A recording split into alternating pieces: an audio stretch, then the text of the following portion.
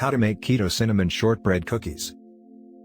Please kindly do subscribe to this channel, like the video and turn on the notification bell, so that you will be the first to know whenever we upload a new video. Thanks. The ingredients. For cookie dough: 1 cup almond flour, 3 tablespoon erythritol, ½ teaspoon baking soda, 1/4 teaspoon sea salt, 1 teaspoon vanilla extract, 1/4 cup butter.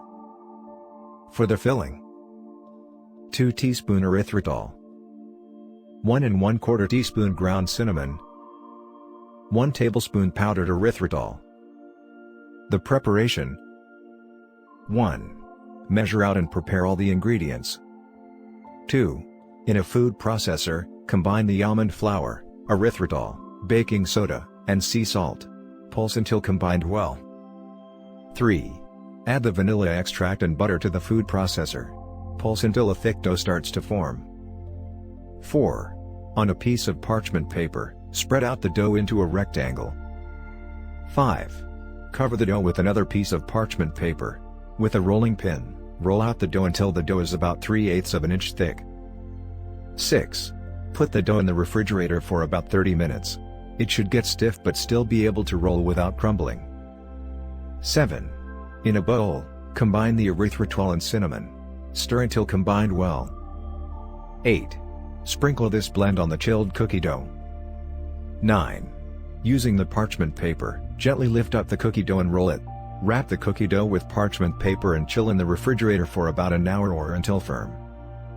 10. Take out and slice the dough. Preheat oven to 375 F. 11. Line a baking sheet with parchment paper and spread out the cookies evenly. 12. Bake cookies for 9 to 10 minutes or until golden brown. 13. Let the cookies cool on the baking sheet for 5 minutes before taking off. 14. Sprinkled with powdered erythritol. And enjoy. The serving.